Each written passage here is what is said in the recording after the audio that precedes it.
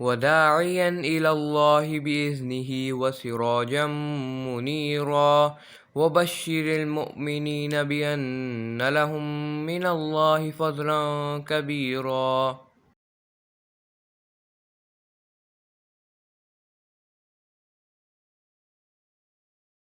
نحمده ونصلي على رسوله الكريم اما بعد فاعوذ بالله من الشیطان الرجیم بسم اللہ الرحمن الرحیم رب اشرح لي صدری ویسر لي امری واحلل عقدۃ من لسانی یفقهوا قولی رب زدنی علما اللہم فقہنا فی الدین اللہم انی اسألک ایمانا لا یرتد ونعیما لا ینفد ومرافقۃ محمد صلی اللہ علیہ وسلم فی اعلیٰ جنت الخلد آمین یا رب العالمین۔ کتاب الشرکہ، کتاب الشرکہ اور اس کو کتاب الشرکہ بھی پڑھا گیا ہے۔ باب الشرکہ یعنی شریک ہونا، فی الطعامی کھانے میں، والنہدی اور دسترخوان میں یا زاد سفر میں، والعروض اور دیگر سامان میں، وکیف قسمت اور کیسے ہوگی تقسیم، ما یکالو جو چیز معیر کی جاتی ہے، ماپ کیا جاتا ہے، ویوزن یا اس کا وزن کیا جاتا ہے، مجازفتاً اندازے کے ساتھ، او قبضتاً قبضتاً یا مٹھی مٹھی بھر کے، مٹھیاں بھر کے بھی یہ گندم وغیرہ جو ہے وہ ناپی جاتی ہے یا ناپی جاتی تھی۔ لما لم یر المسلمون اور کیوں نہیں دیکھتے مسلمان، فی النہد بأسن دسترخوان میں یا زاد سفر میں دسترخوان بچھانے میں کوئی حرج، ان یاکل ھذا بعضا وھذا بعضا کہ کھا لے یہ کوئی چیز اور یہ کوئی چیز، اس نے کچھ کھا لیا اس نے کچھ کھا لیا۔ وَكَذَلِكَ مُجَازَفَةُ اور اسی طرح ہے اندازے سے تبادلہ کرنا، الذهب والفضة سونے اور چاندی کا، والقران فی التمر اور دو دو کھجوریں ملا کر کھانے کا۔ اب یہاں پر ایک نیا لفظ آیا، نہد۔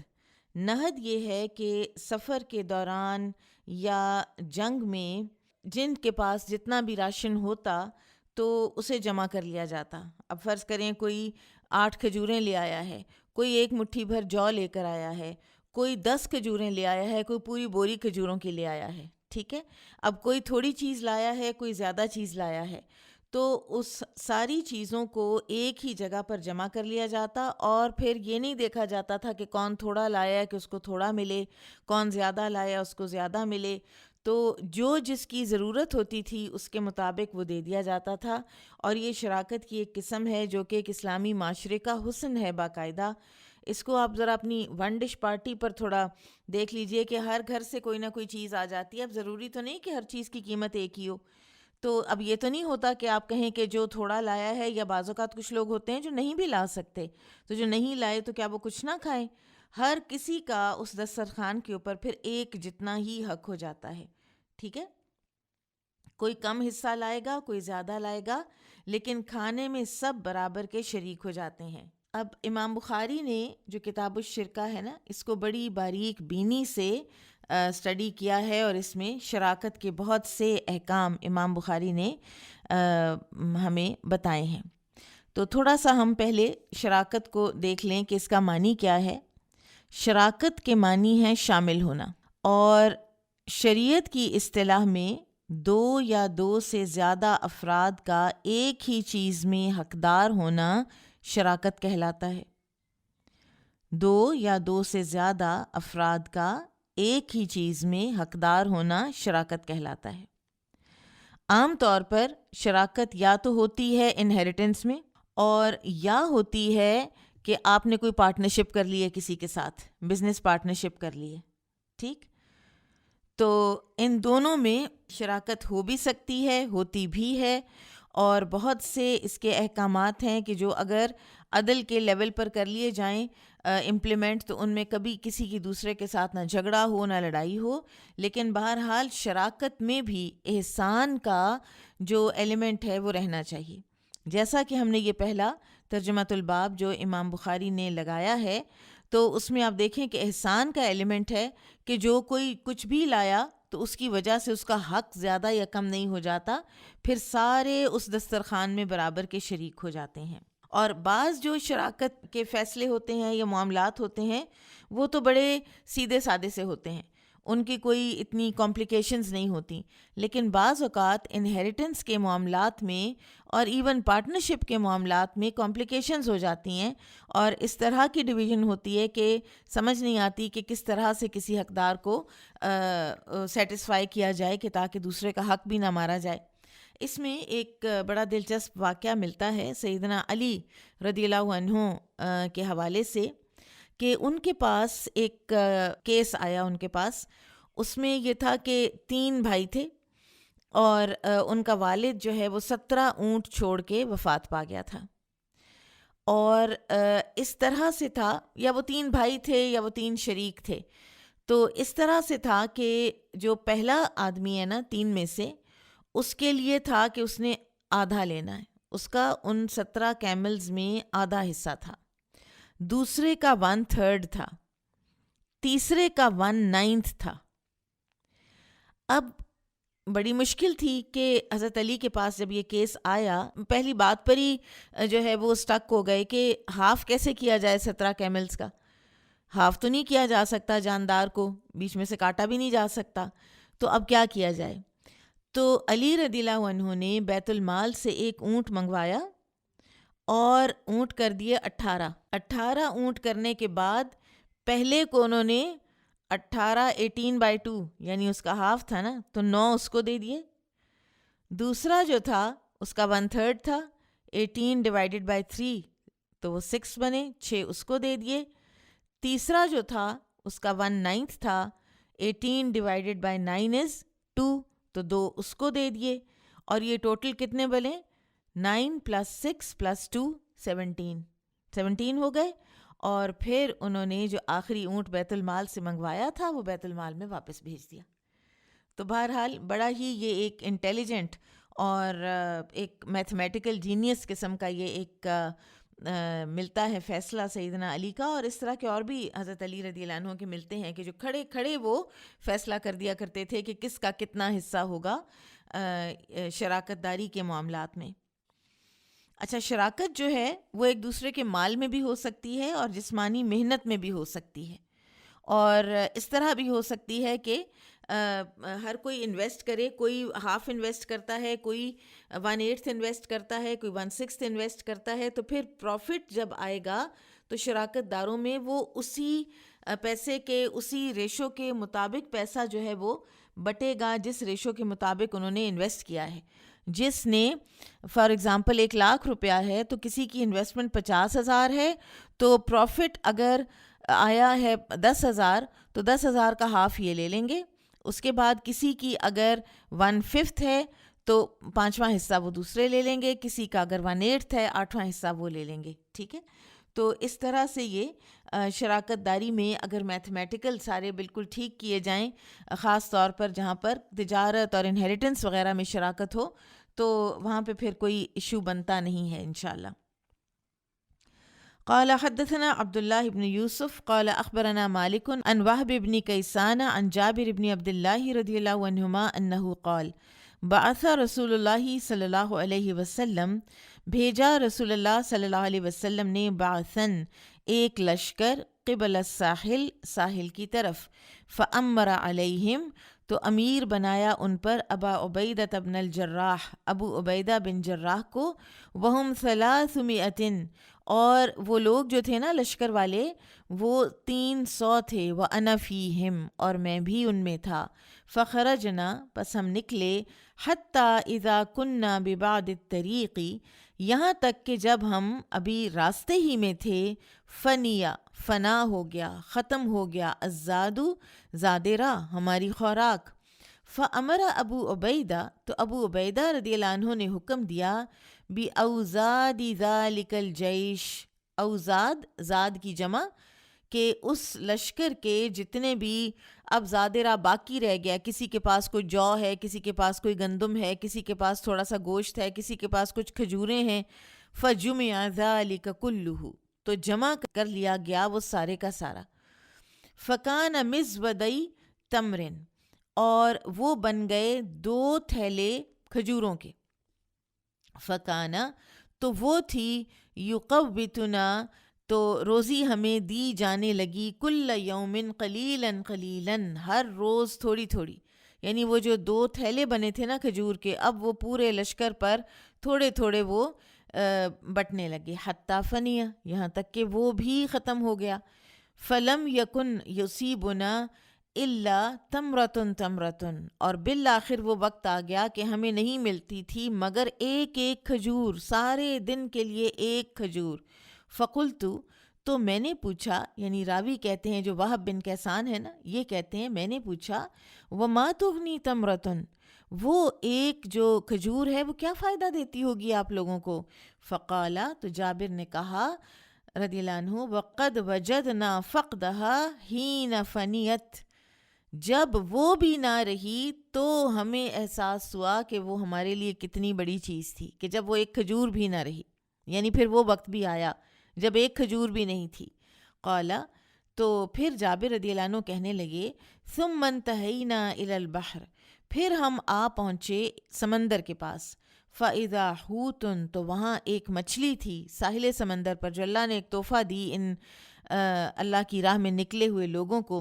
مثل الضرب، وہ ایسے تھی جیسے پہاڑ، اتنی ہیوج تھی وہ. فَأَكَلَ مِنْهُ ذَلِكَ الْجَيْشُ، پھر اس لشکر نے اس میں سے کھایا 18 لیلۃً، 18 دن تک اس مچھلی میں سے وہ لشکر کھاتا رہا. ثم امر ابو عبیدہ، پھر ابو عبیدہ رضی اللہ عنہ نے حکم دیا، بدلعینی، کہ 2 پسلیاں اس کی لی جائیں، من ادلاعہ، اس کی پسلیوں میں سے، فنصبا، پھر ان کو سٹریٹ کر کے کھڑا کیا جائے. تو ہی وانٹڈ ٹو سی کہ ایکچولی یہ کتنی بڑی ہے. ثم امر براحلۃ، پھر انہوں نے ایک سواری کا حکم دیا، فرحلت، اس پر کجاوا لگایا گیا، اور کہا جاتا ہے کہ ان پر اپنے میں سے سب سے ٹال جو انسان تھے ان کو کہا گیا کہ اس کے اوپر سوار ہو. ثم مرت تحتہما، پھر وہ ان جو ایک آج سی بنی تھی نا 2 پسلیوں کی ملا کے، ان کے نیچے سے گزرے. فلم تصبہما، تو بھی اس کو وہ چھو نہ سکے، وہ اتنی ہیوج تھیں اس کی پسلیاں بھی. اور یہ امبر کہا جاتا ہے کہ ایک قسم ہے مچھلی کی جو کہ اللہ تعالیٰ نے ان کو دی تھی تحفے میں. سبحان اللہ، کہ اتنا جذبہ ایثار اور اتنا زیادہ، آپ دیکھیں کہ کتنا عرصہ جذبہ ایثار کرتے رہے. کسی کی ہو سکتا ہے پوری تھیلی ہو کھجور کی اور وہ اینڈ اپ کر رہا ہے 1 کھجور پر ڈے، اور ہو سکتا ہے کسی نے کچھ بھی نہ دیا ہو اور وہ بھی اینڈ اپ کر رہا ہے 1 کھجور پر ڈے.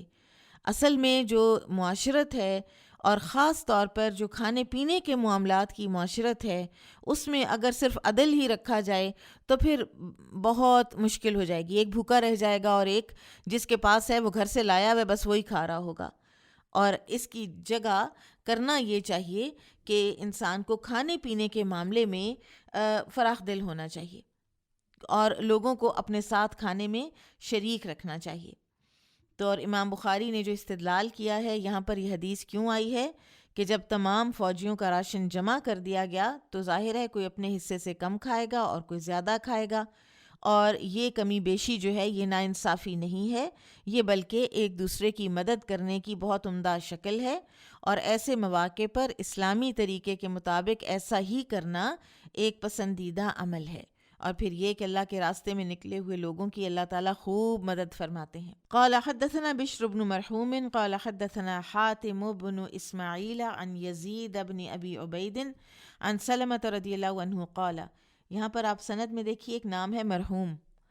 ہم لوگ عموماً پھر مرحوم صرف اس کو کہتے ہیں کہ جو وفات پا گیا، حالانکہ یہ بھی ہم نے خود ہی بنا لیا ہے. مرحوم کا تو مطلب ہے مفعول کے وزن پر رحم کیا گیا، ٹھیک ہے؟ تو ہم مرحوم کہہ دیتے ہیں کہ ہم اس نے ظن رکھتے ہوئے کہ وہ وفات پا گیا ہے تو اس کے لیے ہم یہی کہیں، یہی نام لیں کہ اللہ تعالیٰ نے اس پر رحم ہی کیا ہوگا. لیکن ویسے یہ لفظ جو ہے یہ فوت شدگان کے لیے استعمال نہیں ہوتا، یہ نام ہے. آپ دیکھیے بشر بن مرحوم قال حدثنا حاتم بن اسماعیل عن یزید بن ابی عبید عن سلمۃ رضی اللہ عنہ قال خفت اوزاد القوم، کہ لوگوں کے خورد و نوش جو ہے وہ ختم ہو گیا، ان کا کھانے پینے کا زیادہ رہا، وَأَمْلَقُوا اور وہ محتاج ہو گئے۔ قرآن میں آتا ہے نا یہ لفظ لا تقتلوا اولادکم من املاق، یہ وہی ہے املقو، یعنی شدید افلاس اور غربت اور بھوک کا وہ شکار ہو گئے۔ فَأَتَوُا النَّبِيَّ صلی اللہ علیہ وسلم، تو وہ آئے نبی صلی اللہ علیہ وسلم کے پاس، فی نحر ابلہم، اجازت چاہنے کے لیے قربان کرنے کی اپنے اونٹوں کو، یعنی ہم ذبح کر لیتے ہیں اونٹوں کو تاکہ ہم کچھ کھا سکیں۔ فَأَذِنَ لَهُمْ، تو آپ صلی اللہ علیہ وسلم نے ان کو اجازت دے دی۔ آپ رحمت للعالمین تھے، آپ سے ان کی تکلیف نہیں دیکھی گئی، آپ نے اجازت دے دی۔ فَلَقِيَهُمْ عمر، تو جب وہ اجازت لے کے واپس آ رہے تھے راستے میں مل گئے عمر رضی اللہ عنہ۔ فَأَخْبَرُوهُ، تو انہوں نے عمر رضی اللہ عنہ کو بھی یہ بات بتائی۔ فَقَالَ، تو عمر رضی اللہ عنہ نے کہا، مَا بَقَاؤُكُمْ بَعْدَ إِبِلِكُمْ، تمہارے پاس بچے گا کیا تمہارے اونٹوں کے بعد، یعنی سوار کس پر ہوگے پھر تم؟ فَدَخَلَ عَلَى النَّبِيِّ صلی اللہ علیہ وسلم فقال، تو وہ نبی صلی اللہ علیہ وسلم کے پاس آئے اور کہا، عرض کی، یا رسول اللہ، اے اللہ کے رسول صلی اللہ علیہ وسلم، ما بقاؤہم بعد ابلہم، ان کے پاس کیا بچے گا ان کے اونٹوں کے بعد؟ فقال رسول اللہ صلی اللہ علیہ وسلم، تو یہاں آپ دیکھیے کہ رسول اللہ صلی اللہ علیہ وسلم نے فرمایا، اور آپ صلی اللہ علیہ وسلم جب وحی کی ازرو وحی بات فرماتے تھے تو کوئی صحابی نہ تو اپنا مشورہ دیتے تھے اور من وعن اس کو سمعنا و اطعنا کے تحت تسلیم کر لیتے تھے، لیکن جہاں کوئی بات بحیثیت بشر نبی صلی اللہ علیہ وسلم خود کوئی فرماتے تو صحابہ کو پتہ تھا کہ ہمیں اجازت ہے کہ ہم اپنا اوپینین بھی دے سکتے ہیں، اور ہم نبی صلی اللہ علیہ وسلم ایک بہتر بات سن کر تو اس سے اپنی بات سے رجوع بھی کر لیں گے۔ تو آپ صلی اللہ علیہ وسلم نے پھر یہ فرمایا، اور یہ کئی دفعہ ہوا ہے، میدان جنگ میں بھی ہوا ہے، یہ کئی مرتبہ ہوا ہے، سیرت اگر آپ پڑھیں تو بہت سی اس چیز کی مثالیں ملتی ہیں۔ اور ایک لیڈر کی ایک بہت بڑی خوبی ہوتی ہے کہ وہ فلیکسیبل ہو، کہ وہ ایک بات کرے، ایک فیصلہ کرے، ایک مشورہ دے، ایک اعلان کرے، اور اس کے بعد کوئی کہے کہ نہیں یہ بات ایسے نہیں ہونی چاہیے تھی، ہمارا خیال ہے کہ یہ ایسے زیادہ بہتر ہے، اور اگر وہ فلیکسیبل ہوگا نا تو اس کو خود بھی سمجھ آ جائے گی کہ ہاں جو یہ بات کر رہے ہیں یہ درست ہی ہے، تو پھر اس کی کامیابی کی یہ ایک ضمانت ہوتی ہے کہ وہ اپنی بات کو، اپنی رائے کو تبدیل کر لے اور اس کے اوپر اڑ نہ جائے۔ تو آپ صلی اللہ علیہ وسلم نے فرمایا، نادی فی الناس، اعلان کرو، منادی کرو لوگوں میں، یاتون بفضل اوزادہم، وہ لے آئیں اپنا بقیہ، ابھی اس وقت جو بچا ہوا زاد سفر ہے، کھانے پینے کا سامان۔ فبسط لذالک نطع، تو بچھا دیا گیا اس کے لیے ایک چمڑے کا دسترخوان، وجعلوہ علی النطع، اور لوگ آئے اور رکھنے لگ گئے اس دسترخوان پر اپنی چیزیں۔ فقام رسول اللہ صلی اللہ علیہ وسلم، تو رسول اللہ صلی اللہ علیہ وسلم اس کے پاس کھڑے ہوئے تھے، فدعا، تو دعا کر رہے تھے، وبرک علیہ، اور خیر و برکت کی دعا فرما رہے تھے۔ ثم دعاہم، پھر آپ صلی اللہ علیہ وسلم نے تمام لوگوں کو بلایا، بِأَوْئِیَتِہم، اپنے برتنوں سمیت، کہ سب آ جاؤ اپنا اپنا برتن لے کے۔ فَاحْتَثَ النَّاسُ، تو لپ لپ بھرنے لگے لوگ، ہاتھوں سے خوب خوب بھرنے لگے لوگ، حتیٰ فرغوا، یہاں تک کہ سب فارغ ہو گئے۔ ثم قال رسول اللہ صلی اللہ علیہ وسلم، تو پھر رسول اللہ صلی اللہ علیہ وسلم نے فرمایا، اشہد ان لا الہ الا اللہ وانی رسول اللہ، سبحان اللہ، کہ میں گواہی دیتا ہوں کہ اللہ تعالیٰ کے سوا کوئی معبود حقیقی نہیں، اور میں یہ گواہی دیتا ہوں کہ میں اللہ تعالیٰ کا رسول ہوں۔ ٹھیک ہے، تو اس میں شراکت کی بڑی واضح ہمیں سمجھ آئی بات، اور اسی طرح سے اس میں ہمیں رسول اللہ صلی اللہ علیہ وسلم کے ایک اہم ترین معجزے کا ذکر ملتا ہے کہ کس طرح اللہ تعالیٰ نے اپنی قدرت کی ایک عظیم نشانی رسول اللہ صلی اللہ علیہ وسلم کے ہاتھ پر ظاہر فرمائی، کہ سفر خرچ پہلے تو اتنا کم تھا کہ لوگ اپنی سواریاں ہی ذبح کرنے پر آمادہ ہو گئے، اور پھر رسول اللہ صلی اللہ علیہ وسلم کے دعا کرنے سے اور لوگوں کے ایثار کی بھی وجہ سے کہ لوگ خوش دلی سے اپنا اپنا سامان لا کے تو اس دسترخوان پر رکھنے لگے، تو اتنی برکت ہوئی کہ لوگوں نے اپنی اپنی ضرورت کے مطابق لے لیا، اور اسی برکت کو دیکھ کر رسول اللہ صلی اللہ علیہ وسلم نے اظہار فرمایا تھا کہ اللہ کے سوا کوئی معبود برحق نہیں اور میں اللہ کا رسول ہوں۔ برکت صرف اور صرف اللہ تعالیٰ ہی ڈالتے ہیں۔ قال حدثنا محمد بن يوسف قال حدثنا الأوزاعي قال حدثنا أبو النجاشي قال سمعت رافع بن خديج رضي الله عنه قال كنا نصلي مع النبي صلی اللہ علیہ وسلم العصر، ہم نماز پڑھتے تھے نبی صلی اللہ علیہ وسلم کے ساتھ عصر کی، فننحر جزورا، اور ہم ایک اونٹ ذبح کرتے تھے، فتقسم 10 قسم، اور پھر ہم اس کو 10 حصوں میں اس کو تقسیم کر دیا جاتا تھا، فنأکل لحما ندیجا، پھر ہم کھاتے تھے گوشت پکا ہوا، قبل ان تغرب الشمس، اس سے پہلے کہ سورج غروب ہوتا۔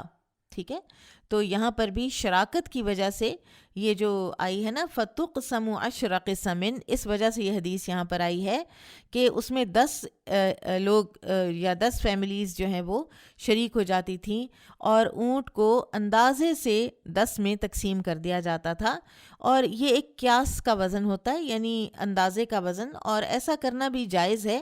اور یہ ہے کہ بعض اوقات کھانے پینے کی چیزوں میں آپ اتنا زیادہ ایک ایک وزن جو ہے وہ پورا نہیں کر سکتے ہوتے، تو اندازے سے بھی آپ ان چیزوں کو وزن کر سکتے ہیں۔ ٹھیک ہے، اور دوسری جو بات ہے وہ ہم یہ کتاب الصلاح میں پڑھ آئے ہیں عصر کے وقت کے حوالے سے، کہ وہ اتنا ارلی عصر پڑھتے تھے کہ اس کے بعد اتنا ٹائم ہوتا تھا کہ ایک اونٹ ذبح ہو، وہ صاف ہو، اس کے حصے ہوں، ہر کوئی اپنا حصہ پکا کے کھا لیں فیملی والے، اور تب بھی ابھی سورج غروب نہیں ہوا ہوتا تھا۔ ٹھیک ہے، تو اگر ہم لیٹ پڑھیں گے عصر کو تو پھر یہ اتنا ٹائم نہیں ہوتا بیچ میں، تو نبی صلی اللہ علیہ وسلم کے دور میں نمازیں اول وقت میں پڑھی جاتی تھیں۔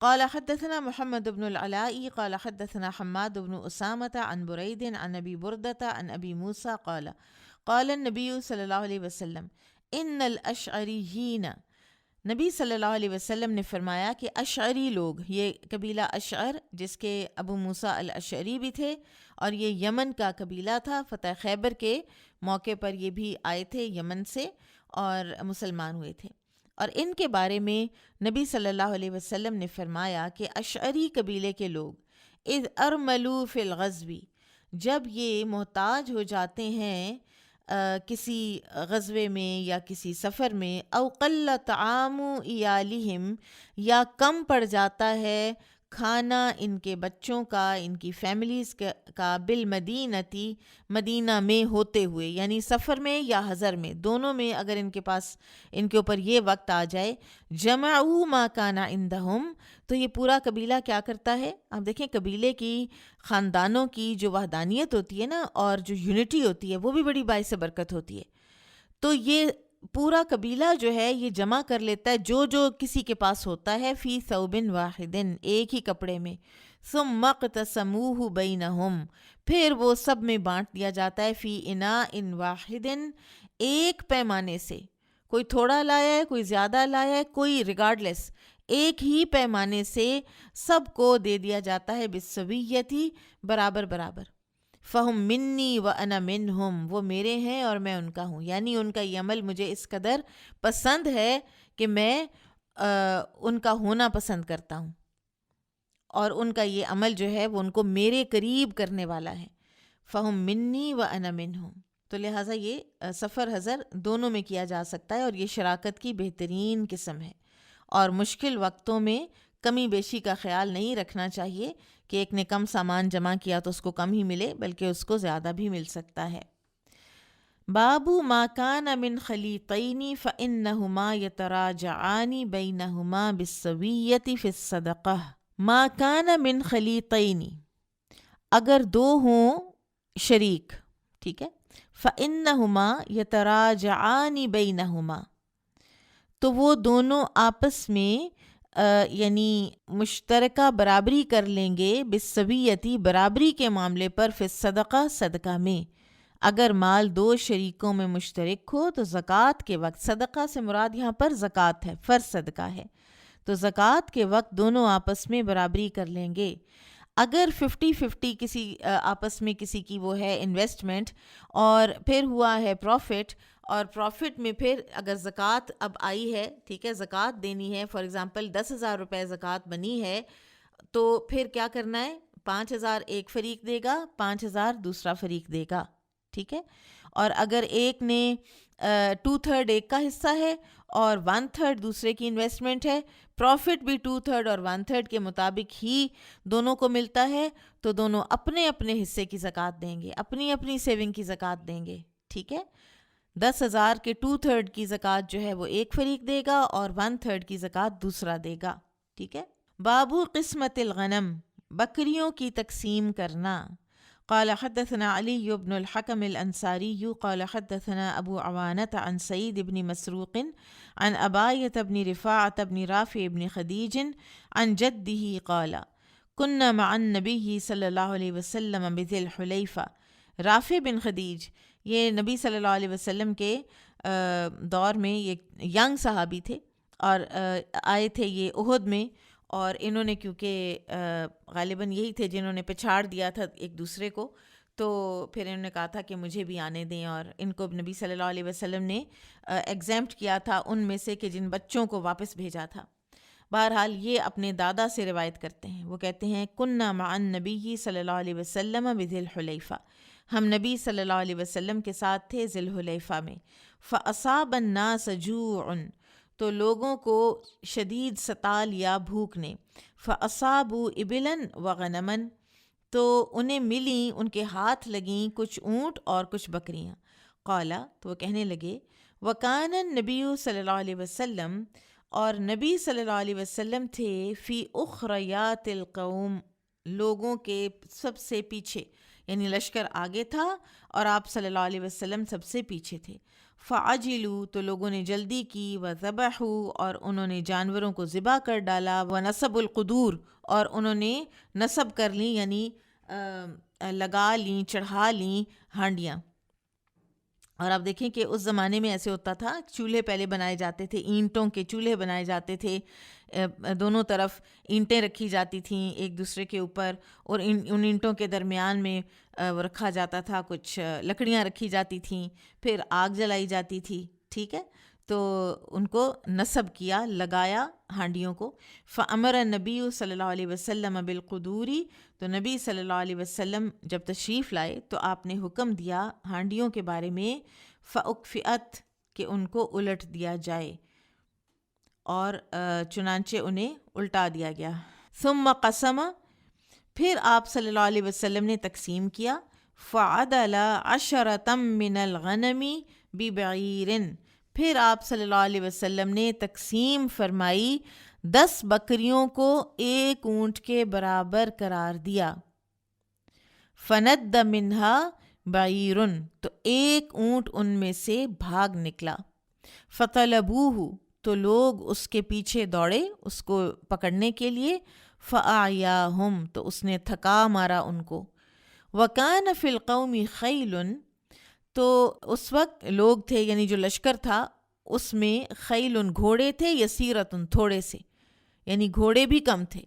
فاہوی رجل منہم، آخر کار ایک آدمی نے مارا ان میں سے بسہم، تیر، یعنی اس کو اونٹ کو. فحبسہ اللہ، تو اللہ تعالیٰ نے اسے روک دیا یعنی اونٹ کو.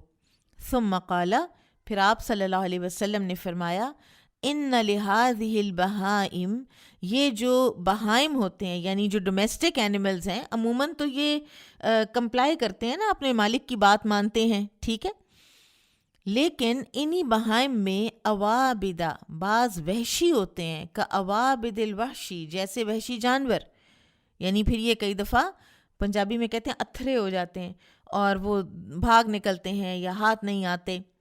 فما غلبکم منہا، تو اگر تم میں سے کسی کا جانور اسی طرح غالب آ جائے یا یعنی بے قابو ہو جائے، فصنعوا بہ ہکذا، تو اس کے ساتھ ایسا ہی کیا کرو، یعنی کسی طریقے تو اب اس کو روکنا ہے نا. فقال جدی، تو میرے دادا نے کہا انا نرجو، کہ ہمیں اندیشہ ہے، او نخافو، یا ہمیں یہ ڈر ہے، العدو غدن، کہ کل دشمن سے مٹبھیڑ ہو جانی ہے. ولیست معنا مدن، اور ہمارے پاس چھریاں بھی نہیں ہیں.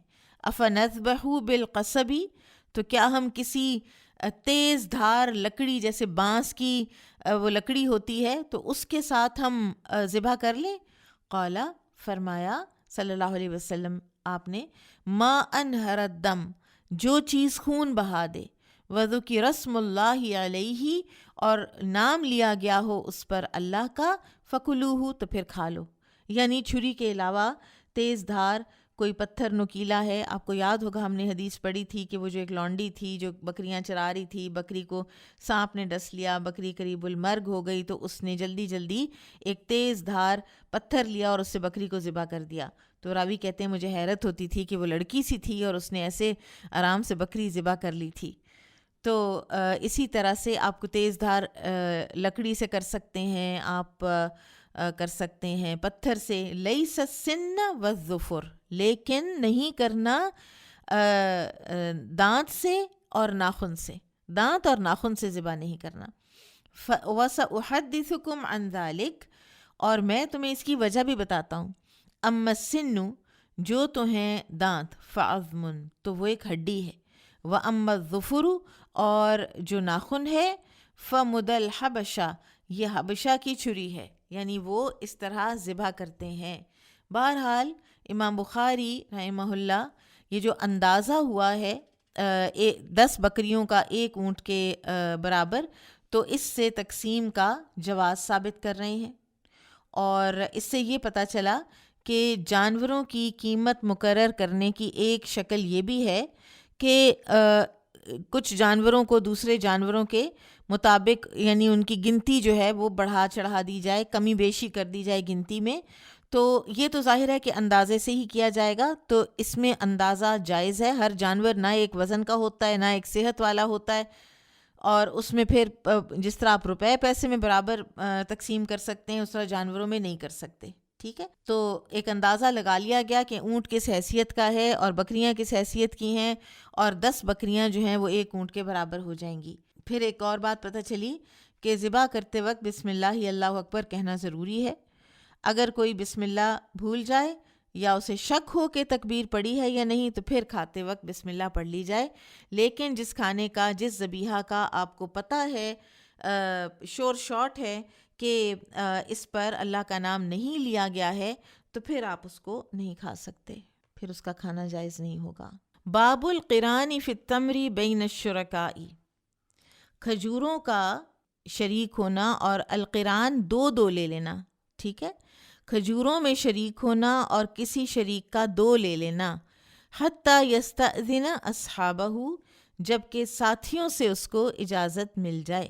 ٹھیک ہے، ساتھی اگر اجازت دیں کہ تم زیادہ لے لو تو پھر وہ لے سکتا ہے، ورنہ ہم کتاب المظالم میں پڑھ آئے کہ کوئی اگر ایک ڈش میں سے کھا رہے ہیں اور ایک بندہ جو پہلے پہنچ گیا ہے اور وہ سارے کا سارا ڈال لیتا ہے تو یہ ظلم ہوگا اس کے پارٹ پر، پچھلے لوگوں کے لیے کچھ بھی نہ چھوڑنا. قال حدثنا خلاد بن يحيى قال حدثنا سفيان قال حدثنا جبلة بن سحيم قال سمعت ابن عمر رضی اللہ عنہما یقول نہى النبی صلی اللہ علیہ وسلم، نبی صلی اللہ علیہ وسلم نے منع فرمایا، ان یقرن الرجل، کہ 2 لے لے ایک آدمی، بین التمرتین، 2 کھجوریں، جمیعاً اکٹھی، حتیٰ یہاں تک کہ یستأذن اصحابہ، کہ وہ اجازت لے لے اپنے ساتھیوں سے. قال حدثنا ابو الولید قال حدثنا شعبۃ عن جبلۃ قال كنا بالمدینۃ، جبلہ کہتے ہیں ہم مدینہ میں تھے، فاصابتنا سنۃ، تو قحط سالی نے ہمیں آ لیا. فکان ابن الزبیر، تو ابن زبیر عبداللہ بن زبیر رضی اللہ عنہ، یرزقنا التمر، ہمیں کھانے کے لیے دیا کرتے تھے کھجوریں. وکان ابن عمر، اور ابن عمر جو تھے، یمر بنا، وہ گزرتے ہمارے پاس، فیقولو، تو وہ فرماتے، لا تقرنوا، اکٹھی نہ اٹھا لینا، ملا کے نہ کھا لینا. فإن النبی صلی اللہ علیہ وسلم، کہ نبی صلی اللہ علیہ وسلم نے نہا عن القرانی، اکٹھے اٹھا کر کھانے سے منع کیا. الا ان یستأذن الرجل منکم اخاہ، الا یہ کہ تم میں سے کوئی اپنے بھائی سے اجازت لے لے. اور آپ دیکھیں خاص طور پر وہ جو مواقع ہوتے ہیں کہ جن میں انسان ہوتا ہے یعنی ضرورت مند زیادہ، جیسے قحط کا زمانہ ہے، کھانے کی حرص بھی زیادہ ہے، تو اس وقت بھی انسان کو اپنے اخلاق کے منافی یہ حرکتیں جو ہیں یہ نہیں کرنی چاہیے کہ دوسرے لوگوں کا حصہ بھی انسان کھا جائے۔ باب تقویم الاشیاء بین الشرکاء بقیمت عدل، قیمت لگانا چیزوں کی شرکاء کے درمیان، یعنی مشترکہ چیزوں کی قیمت لگانا عدل کے ساتھ۔ قال حدثنا عمران بن میسرة قال حدثنا عبد الوارث قال حدثنا ایوب عن نافع عن ابن عمر رضی اللہ عنہما قال قال رسول اللہ صلی اللہ علیہ وسلم، رسول اللہ صلی اللہ علیہ وسلم نے فرمایا، من اعتق شخصا، جس نے آزاد کیا ایک حصہ، لہو اپنا، من عبد، غلام میں سے۔ شخص، شقیص، یہ لفظ ابھی آگے آئیں گے بار بار، اور مراد ہے اپنا حصہ غلام میں سے، ٹھیک ہے۔ اور اس سے یہ پتہ چلا کہ ایک غلام بھی دو لوگوں کا ہو سکتا ہے، مشترکہ ہو سکتا ہے۔ او شرکن، یا حصہ، نصیباً، شخصاً یا شرکن، ٹھیک ہے۔ او قال نصیباً، یا کہا تھا نصیب، اور ساروں سے مراد یہ ہے کہ اپنا حصہ جو ہے اس غلام میں سے وہ ایک بندہ آزاد کرتا ہے۔ وکان لہو، اور ہو اس کے پاس، ما یبلغ ثمنہ، جو اس کی قیمت بنتی ہو، بقیمت العدلی، ایک منصفانہ قیمت، فہو عتیق، تو وہ آزاد ہے۔ والا، اور اگر نہ ہو قیمت، فقد عتق منہ ما عتق، تو اتنا وہ آزاد ہوگا جتنا ایک نے آزاد کر دیا۔ قالا، پھر وہ راوی کہتے ہیں، لا ادری، میں نہیں جانتا، قولہ، یہ جو ایوب راوی ہے نا یہ کہتے ہیں کہ میں نہیں جانتا کہ یہ جو نافع نے کہا ہے نا عتق منہ ما عتق، یہ قول من نافع، یہ نافع کا اپنا قول ہے، او فی الحدیث یعنی النبی صلی اللہ علیہ وسلم، یا یہ نبی صلی اللہ علیہ وسلم کا ارشاد گرامی ہے۔ قال حدثنا بشر بن محمد قال اخبرنا عبد الله قال اخبرنا سعيد بن ابي عروبة عن قتادة عن ندر بن انس عن بشير بن نهيك عن ابي هريرة رضي الله عنه عن النبي صلی اللہ علیہ وسلم قال من اعتق شقیصا من مملوکہ، جس نے اپنے غلام میں سے اپنا حصہ آزاد کر دیا، یعنی غلام مشترکہ تھا، اپنا حصہ آزاد کر دیا، فعلیہ خلاصہ فی مالہ، تو اس کو چاہیے کہ اپنے مال میں سے اس کا بقیہ بھی آزاد کروا دے۔ فإن لم یکن لہ مال، اور اگر اس کے پاس نہ ہو مال، قوم المملوک، قیمت لگائی جائے گی غلام کی، قیمت عدل، ایک منصفانہ قیمت، ثم استسعی، پھر مزدوری کروائی جائے گی، کوشش کروائی جائے گی غلام سے، غیر مشقوق علیہ، بغیر اس پر سختی کیے۔ اب یہ کیا حدیث ہے؟ یہاں پر حدیث آئی کس لیے ہے؟ امام بخاری یہ ثابت کرنا چاہتے ہیں کہ غلام میں بھی شراکت ہو سکتی ہے، ٹھیک ہے۔ پھر یہ ہے، اب دو لوگ ہیں، وہ شریک ہیں ایک غلام میں، ایک کو احساس ہوا کہ مجھے غلام آزاد کرنا چاہیے، تو وہ کہتا ہے کہ میں اپنے حصے کا یہ غلام آزاد کر دیتا ہوں۔ اب انسان تو ہاف آف نہیں ہو سکتا نا، ٹھیک ہے۔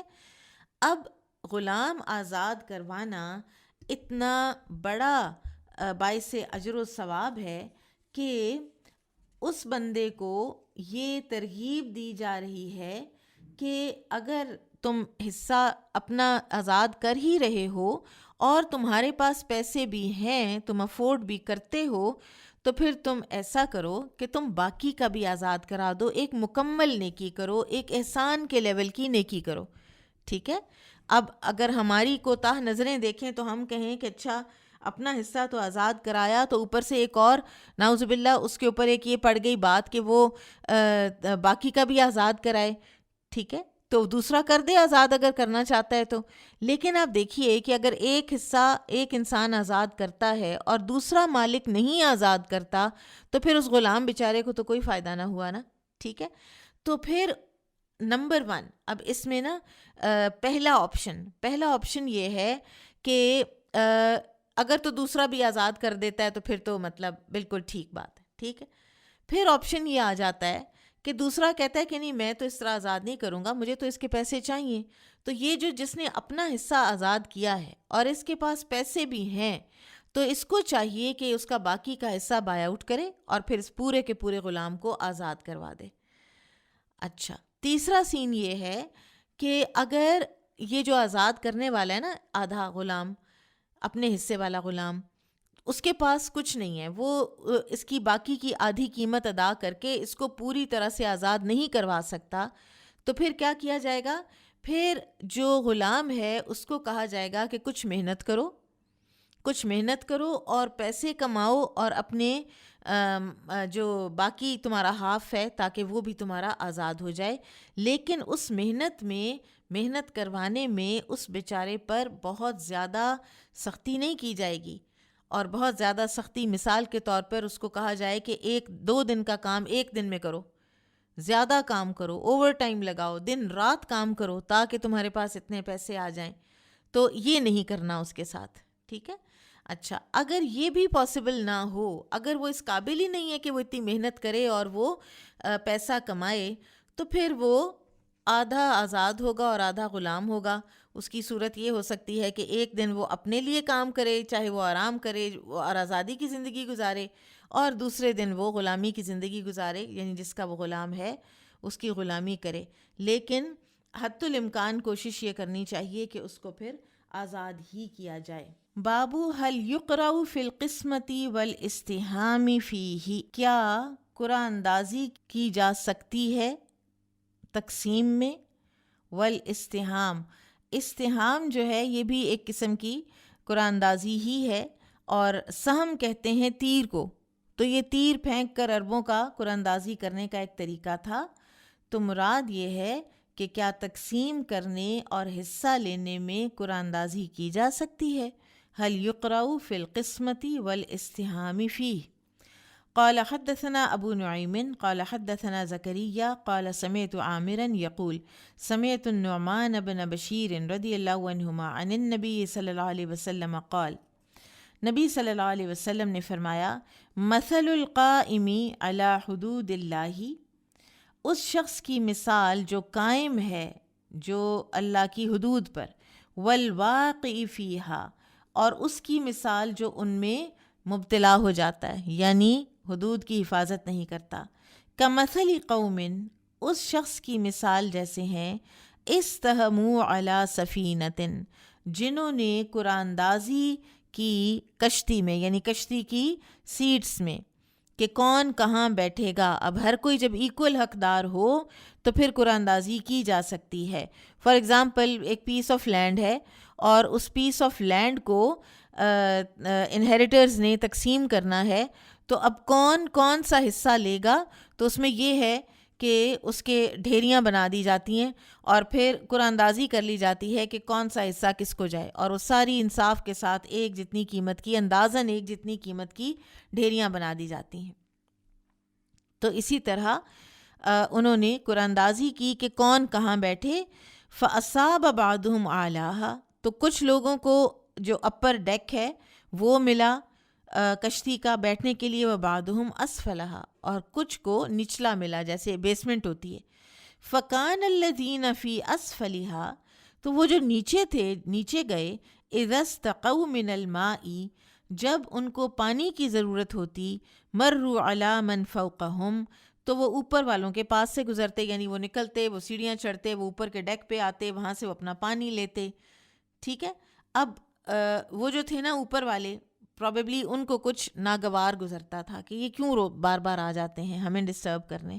فقالو, تو جو نیچے والے تھے نا, انہوں نے ان کی ناگواری دیکھی تو انہوں نے آپس میں کہا, لو انا خرقنا فی نصیبنا خرقا, یہ نچلا ہمارا حصہ ہے نا, اس میں ہم بیٹھے ہیں, ہم اس میں ایک سوراخ کر لیتے ہیں.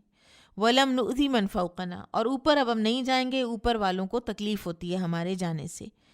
فَإِن يَتْرُكُوهُمْ, اب اگر اوپر والے ان کو اسی حال پہ چھوڑ دیں, وَمَا أَرَادُوا هَلَكُوا جَمِيعًا, تو ان کو ارادے کے مطابق, یعنی فَإِن يَتْرُكُوهُمْ, اگر وہ ان کو چھوڑ دیں, وَمَا أَرَادُوا, اور جو انہوں نے ارادہ کیا ہے نچلے والے حصے کو سوراخ کرنے کا, اس ارادے کو ان کو پورا کرنے دیں, تو کیا ہوگا؟ ہلاکو جمیعاً، ڈوبیں گے سارے کے سارے، ہلاک سارے کے سارے ہوں گے، صرف نیچے والے نہیں ہوں گے۔ وَإِنْ أَخَذُوا عَلَىٰ أَيْدِيهِمْ، اور اگر وہ پکڑ لیں گے ان کے ہاتھ، نجو، تو وہ نیچے والے بھی نجات پائیں گے، وَنَجَوْا جَمِيعًا، اور نجات پائیں گے سارے کے سارے۔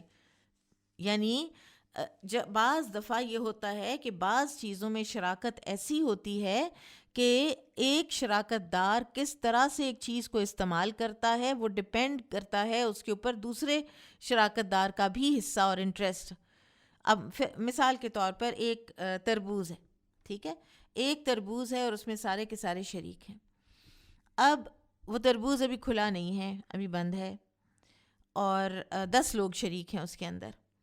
میں اٹھتی ہوں اور میں کہتی ہوں مجھے بھوک لگی ہے، مجھے جلدی جانا ہے، میں اپنے حصے کا تربوز کھول کے کھانے لگی ہوں، میں اس کو کاٹتی ہوں، میں اپنا حصہ لے کے کھا لیتی ہوں۔ باقی جو تربوز ہے، اب فرض کریں دوسروں نے آنا ہے شام کو، وہ اب شام تک پڑا رہے گا، نہ وہ اتنا فریش رہے گا، ہو سکتا ہے کہ وہ تھوڑا خراب بھی ہو جائے، ہو سکتا ہے کہ اس کے اوپر کوئی مکھیاں وغیرہ بیٹھ جائیں، ٹھیک ہے، اس کا ٹیسٹ خراب ہو جائے، ذائقہ خراب ہو جائے۔ تو لہٰذا کسی کو چاہیے کہ مجھے روکے کہ تھوڑا آپ صبر کیجئے، آپ کو آپ کا حصہ تبھی ملے گا جب باقی سارے جو ہیں وہ حصہ لینے آ جائیں گے، ٹھیک ہے۔ تو بعض اوقات انسان جو ہے وہ اس طرح سے چیز استعمال کرتا ہے، فار ایگزامپل مشترکہ پین ہے، مشترکہ گھر ہے، ٹھیک ہے، تو اس کو اس طرح اس کی توڑ پھوڑ کرنا یا اس طرح اس کو استعمال کرنا کہ وہ دوسرے کے استعمال کے قابل ہی نہ رہے، ٹھیک ہے، نقصان تو پھر دونوں کا ہوگا نا۔ اب یہ ایک ایکسٹریم مثال دے دی گئی ہے کہ بعض جو چیزیں ہیں اس میں تو ہلاکت بھی ہو سکتی ہے، تو لہٰذا مشترکہ چیز میں جہاں چند لوگ برابر حقوق رکھتے ہوں وہاں پہ قرآن اندازی بھی کی جا سکتی ہے، اور دوسرے یہ کہ مشترکہ چیز کو استعمال بھی ایسے کرنا چاہیے کہ وہ دوسرے کے استعمال کے قابل بھی رہے۔ پھر یہاں پر اس حدیث میں جو پوری مثال ہے دراصل کس چیز کے لیے دی گئی ہے؟ امر بالمعروف و نہی عن المنکر کے لیے دی گئی ہے۔ اور آپ دیکھیے کہ امر بالمعروف و نہی عن المنکر ایسی چیز ہے کہ جو سب کے اوپر واجب ہے اور جس کا قرآن میں بار بار ذکر ہے۔ آپ دیکھیے کہ امر بالمعروف و نہی عن المنکر کا جو حال ہے اللہ تعالیٰ کے ہاں وہ کیا ہے کہ وہی ہیں جو فلاح پانے والے ہیں۔ سورہ آل عمران میں اولئک هم المفلحون کے لفظ آتے ہیں کہ وہ فلاح پانے والے ہیں، اللہ کے نزدیک کامیاب وہ لوگ ہیں کہ جو لوگوں کو اللہ کا دین سکھاتے ہیں، جو خیر پھیلاتے ہیں۔ پھر امت مسلمہ تو پوری کی پوری جو ہے کنتم خیر امت اخرجت للناس، اس کے بارے میں کہا گیا کہ تم وہ امت خیر ہو کہ جو نکالی ہی لوگوں کے لیے گئی ہے۔ اور امت خیر کیوں کہا گیا؟ اتنا بڑا اعزاز کیوں دیا گیا؟ یہ خیریت جو ہے یہ کیوں ملی امت مسلمہ کو؟ کیونکہ وہ نیکی کا حکم دیتے ہیں اور وہ برائی سے روکتے ہیں اور وہ اللہ پر ایمان رکھتے ہیں۔ اسی طرح سے لقمان نے اپنے بیٹے کو امر بالمعروف و نہی عن المنکر کی تلقین کی تھی۔ پھر اسی طرح سے نبی صلی اللہ علیہ وسلم نے فرمایا کلکم راعٍ و کلکم مسئول عن رعیتہ، تم میں سے ہر ایک کی ایک رعایا ہے اور ہر ایک سے اس کی رعایا کے بارے میں سوال ہوگا۔ اب یہ جو رعیت ہے یہ ضروری نہیں کہ کوئی حکمران ہو اور نیچے اس کے رعایا ہو، بلکہ یہ کسی بھی لیول پر ہوتی ہے۔ اگر کوئی انسان اپنی اولاد کو، اپنی فیملی کو ان چیکڈ، ان ریسٹرینڈ چھوڑ دیتا ہے، اپنے بیٹوں کو، اپنی بیٹیوں کو، ان کی تربیت نہیں کرتا، ان کی دینی تربیت نہیں کرتا، تو کیا ہوتا ہے؟ جب بڑے ہوتے ہیں وہ تو ظاہر ہے کہ پھر وہ اللہ کے دین سے دور ہوتے ہیں۔ اور بالفرض اگر بڑے ہونے کے بعد کسی کو ہدایت آ بھی جائے تو عمر کا ایک بہت لمبا حصہ جو ہے ان کا وہ اللہ کی نافرمانی میں گزر چکا ہوتا ہے۔ تو کون کون اس میں ذمہ دار ہوتا ہے ان کو اللہ تعالیٰ کی نافرمانی کی طرف لے جانے میں؟ جو کوئی جتنا ذمہ دار ہے وہ اتنا اس کا بوجھ اٹھائے گا۔ سورہ المنافقون میں اللہ تعالیٰ فرماتے ہیں نا کہ وَأَنفِقُوا مِمَّا رَزَقْنَاكُم مِّن قَبْلِ أَن يَأْتِيَ أَحَدَكُمُ الْمَوْتُ فَيَقُولَ رَبِّ لَوْلَا أَخَّرْتَنِي إِلَىٰ أَجَلٍ قَرِيبٍ فَأَصَّدَّقَ وَأَكُن مِّنَ الصَّالِحِينَ۔ اس میں بھی ایک انسان جو ہے وہ جب اس کو موت آتی ہے تو اس کا حال بتایا جا رہا ہے کہ وہ اس وقت مہلت مانگتا ہے. تو پچھلی جو مہلت ہے وہ اگر امر بالمعروف و نہی عن المنکر ایک معاشرے میں ہوا ہوتا تو وہ اس مہلت کو ضائع نہ کرتا وہ انسان. یہ اتنا بڑا پچھتاوا ہے کہ موت کے وقت اور کوئی خیال ہی نہیں آنا کہ یا اللہ میرے بچے چھوٹے چھوٹے ہیں مجھے ابھی نہ اٹھا، سبحان اللہ، میرے والدین بوڑھے ہیں مجھے ابھی نہ اٹھا. خیال آنا ہے تو کیا آنا ہے کہ میں نے عمر ضائع کر دی، میں نے عمر ضائع کر دی، مجھے ایک دفعہ واپس بھیج دے، میں کچھ کما لاؤں اپنی آگے کی زندگی کے لیے. پھر اسی طرح سے سورہ المومنون میں بھی اللہ تعالیٰ فرماتے ہیں حَتَّى اِذَا جَاءَ أَحَدَهُمُ الْمَوْتُ قَالَ رَبِّ ارْجِعُونِ، کہ جب ان میں سے ایک کو موت کا وقت آتا ہے تو وہ کہتا ہے کہ اے میرے رب مجھے لوٹا، واپس مجھے لوٹائیے، لَعَلِّي أَعْمَلُ صَالِحًا فِي مَا تَرَكْتُ، سبحان اللہ، کہ میں تاکہ نیک اعمال کر کے لاؤں ان چیزوں میں سے جو میں پیچھے چھوڑ آیا. سبحان اللہ. یہ نہیں کہ میں اپنے بچوں کا کچھ تقسیم کراؤں، میں اپنے بچوں کو کچھ بتاؤں، صرف اپنی پڑی ہوگی. اور ساری پچھتاوے، ساری حسرتیں اس وقت کیا ہیں؟ موت کے وقت عمر گنوا دی، وقت ضائع کر دیا. لیکن اس وقت تو پھر بات نہیں بننی. فرمایا جائے گا کلا انہا کلمۃ ھو قائلھا، یہ تو ایک بات ہے جو یہ کہنے والا کہہ رہا ہے. یعنی اگر اس کو واپس بھیجیں تو یہ پھر وہی کر کے آئے گا، پھر وقت ضائع کر کے آئے گا. وَمِن وَرَائِهِمْ بَرْزَخٌ إِلَى يَوْمِ يُبْعَثُونَ، اور ان کے درمیان اب پردہ پڑ چکا ہے، برزخ ہے قیامت کے دن تک کے لیے. اور یہ بھی دیکھا گیا ہے کہ جو لوگ اپنی اولاد کو اللہ کا نہیں بناتے، اللہ کا بندہ نہیں بناتے، تو اولاد ان کی بھی نہیں رہتی.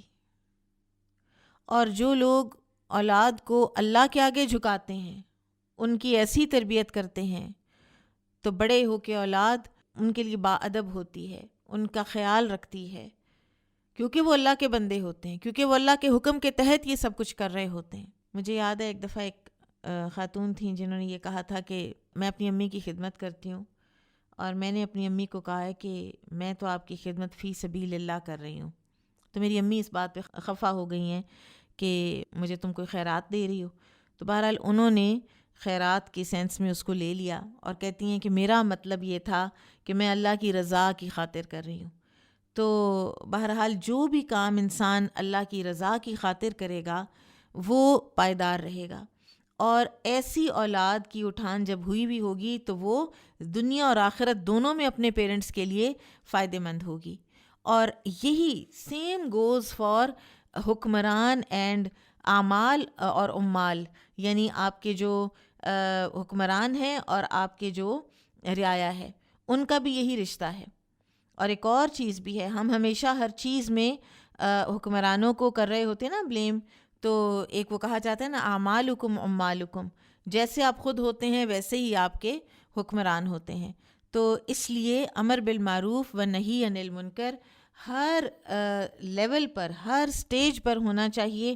اور مجھے جو سمجھ آئی ہے وہ یہ ہے کہ یہ ایک انتہائی اہم اس کا حصہ جو ہے نا وہ یہ ہے کہ ہم اپنی اولاد کی تربیت درست نہج پر کریں، کیونکہ انہوں نے ہی آگے معاشرہ بننا ہے. انہی میں سے کسی نے آگے جا کر کوئی افسر بننا ہے انشاءاللہ، کسی نے ڈاکٹر بننا ہے. تو سب کے ایتھکس ہوں گے، سب امانت دار ہوں گے، جن کے دلوں میں اللہ کا خوف ہوگا، جن کی اٹھان اللہ کی اطاعت پر ہوئی ہوگی. وہ ہو نہیں سکتا کہ وہ معاشرے میں وہ کریں کرپشنز اور وہ خیانتیں کہ جو ایک ہم اپنے ارد گرد آج کل دیکھتے بھی ہیں، الا ماشاء اللہ. باب شریکت الیتیمی و اہل المیراث، یتیم کا دوسرے وارثوں کے ساتھ شراکت کرنا. قال حدثنا عبد العزیز بن عبد اللہ العامری الأویسی قال حدثنا ابراہیم بن سعد عن صالح عن ابن شہاب قال اخبرني عروة انه سأل عائشة رضی اللہ عنہا وقال الليث قال حدثني يونس عن ابن شہاب قال اخبرني عروة بن الزبیر انه سأل عائشة رضی اللہ عنہا عن قول اللہ تعالی وَإِنْ خِفْتُمْ أَلَّا تُقْسِطُوا إِلَىٰ قَوْلِهِ وَرُبَاعًا، سورۃ النساء آیت نمبر 3، جس میں یتیم بچیوں کے نکاح کے حوالے سے بات کی گئی ہے. فقالت، تو عائشہ رضی اللہ تعالیٰ عنہ فرمانے لگیں، یبن اختی، اے میری بہن کے بیٹے یعنی میرے بھانجے، ہی الیتیمہ، یہ آیات اس یتیم بچی کے متعلق نازل ہوئی ہیں، تکون فی حجری ولیہا، جو اپنے کسی ولی کے، گارڈین کے زیر سایہ ہوتی تھی، تو شارکہ فی مالہ، جو اس کے مال میں شریک بننے والی ہو. فار ایگزامپل چچا کی بیٹی، ٹھیک ہے، کوئی کزن ہے اور اس کے پاس اس کے چچا کی بیٹی رہتی ہے جو کہ یتیم ہے اور وراثت میں وہ بھی شریک ہے، ٹھیک ہے، اپنے باپ کی طرف سے. فَيُعْجِبُهُ مَالُهَا وَجَمَالُهَا، تو وہ جو سرپرست ہے، وہ جو کزن ہے، اس کو اچھا لگتا ہے کہ اس کا مال بھی اور اس کا جمال بھی، اس کی خوبصورتی بھی. فَيُرِيدُ وَلِيُّهَا، تو ارادہ کرتا ہے اس کا گارڈین، أَن يَتَزَوَّجَهَا، کہ وہ اس سے نکاح کر لے، بغیر ان یقسط فی صداقها، بغیر اس کے کہ انصاف کرے اس کے مہر کے حوالے سے، مہر دے ہی نہیں یا کم دے. فَيُعْطِيَهَا مِثْلَ مَا يُعْطِيهَا غَيْرُهُ، کہ جتنا وہ دوسرے لوگوں کو، اگر کسی دوسری لڑکی سے شادی کرے گا تو جتنا مہر اس کو دے گا تو وہی دے نا، پھر اگر اس سے نکاح کرنا چاہتا ہے تو وہ نہیں دیتا تھا، ٹھیک ہے. اور یا یہ کہ کوئی اور اگر اس سے نکاح کرے اس لڑکی سے تو وہ کتنا مہر دے اس کو، اس کے مطابق بھی دیکھا جائے گا. فَنُهُوا أَن يَنْكِحُوهُنَّ، تو ان کو منع کر دیا گیا کہ ان لڑکیوں سے نکاح کرنے سے، یعنی اگر تم انصاف نہیں کر سکتے نا تو پھر نکاح مت کرو. إِلَّا أَن يُقْسِطُوا لَهُنَّ، سوائے اس کے کہ ہاں تم اگر انصاف کرتے ہو، ان کی وراثت بھی ان کو پوری دے دیتے ہو، ان کا مہر بھی ان کو دیتے ہو، تو پھر کر لو نکاح. وَيَبْلُغُوا بِهِنَّ أَعْلَى سُنَّتِهِنَّ مِنَ الصِّدَاقِ، ٹھیک ہے، البتہ اگر وہ ان سے انصاف کریں اور دستور کے مطابق ان تک ان کا مہر پہنچائیں تو پھر ان سے نکاح کیا جا سکتا ہے. وَأُمِرُوا، اور ان کو حکم دیا گیا، أَن يَنْكِحُوا مَا طَابَ لَهُمْ، کہ وہ نکاح کر لیں جو پسند ہوں انہیں، مِنَ النِّسَاءِ سِوَاهُنَّ، عورتوں سے جو اس یتیم کزن کے علاوہ ہیں، پھر کہیں اور شادی کر لو. قال عروہ، تو عروہ کہتے ہیں، قالت عائشہ، عائشہ رضی اللہ عنہ نے فرمایا، ثم ان الناس، کہ پھر لوگ جو تھے نا اس آیت کے بعد، استفتوا رسول اللہ صلی اللہ علیہ وسلم، رسول اللہ صلی اللہ علیہ وسلم سے فتویٰ پوچھتے تھے یا فتویٰ پوچھا، بعد هذه الآیہ، اس آیت کے بعد. فانزل اللہ، تو اللہ تعالیٰ نے نازل فرمائی یہ آیت، وَيَسْتَفْتُونَكَ فِي النِّسَاءِ، کہ یہ لوگ فتویٰ مانگتے ہیں آپ سے عورتوں کے بارے میں، اِلَىٰ قَوْلِهِ وَتَرْغَبُونَ أَن تَنْكِحُوهُنَّ، اس آیت کے اس حصے تک کہ تم رغبت رکھتے ہو ان سے نکاح کی. یہ سورۃ النساء آیا 127. وَالَّذِي ذَكَرَ اللَّهُ، اور یہ جو ذکر ہے اللہ تعالیٰ نے کیا، أَنَّهُ يُتْلَى عَلَيْكُمْ فِي الْكِتَابِ، کہ جو تم پر کتاب اللہ کی آیات پڑھی جاتی ہیں، الآیۃ الأولی التي قال فیہا، تو اس سے مراد پہلی آیت ہے جس میں یہ ہے، وَإِنْ خِفْتُمْ أَلَّا تُقْسِطُوا فِي الْيَتَامَى فَانكِحُوا مَا طَابَ لَكُم مِّنَ النِّسَاءِ، کہ اگر تمہیں ڈر ہو کہ یتیموں کے متعلق تم انصاف نہیں کر سکو گے تو ان عورتوں سے نکاح کرو جو تمہیں پسند ہوں. قالت عائشہ، عائشہ کہتی ہیں رضی اللہ عنہا، وقول اللہ فی الآیۃ الأخریٰ، اور جو دوسری آیت کریمہ میں اللہ تعالیٰ نے فرمایا، وترغبون ان تنکحوہن، کہ تم رغبت رکھتے ہو ان سے نکاح کی، ہی رغبت احدکم، یہ تم میں سے کسی کا رغبت رکھنا ہے، یتیمہ، اس یتیم سے، یتیمتہ التی تکون فی حجرہ، جو اس کے گھر میں ہے، پرورش پا رہی، حتی تکون قلیلۃ المال والجمال، اور اگر وہ ہو تھوڑے مال والی اور خوبصورت بھی نہیں ہے، یعنی مال بھی نہیں ہے، کم ہے، حسن و جمال بھی نہیں ہے.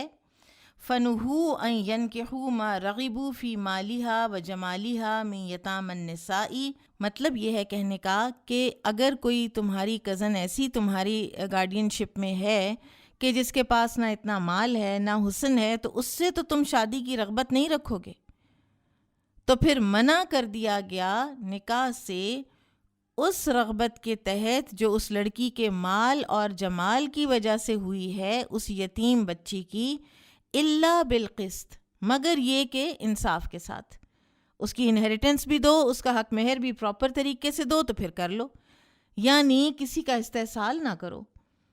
من اجلی رغبتہم عنہن، یہ ترجمہ جو ہے نا یہ پیچھے ہو گیا، یعنی جو ان سے رغبت نہیں ہو رہی، اگر کسی کے پاس مال جمال نہیں ہے تو اس کے ساتھ تو رغبت نہیں ہو رہی، اور جس کے پاس مال اور جمال ہے تو اس کے ساتھ رغبت ہو رہی ہے، تو اس کا مطلب ہے کہ نیت میں فطور ہے۔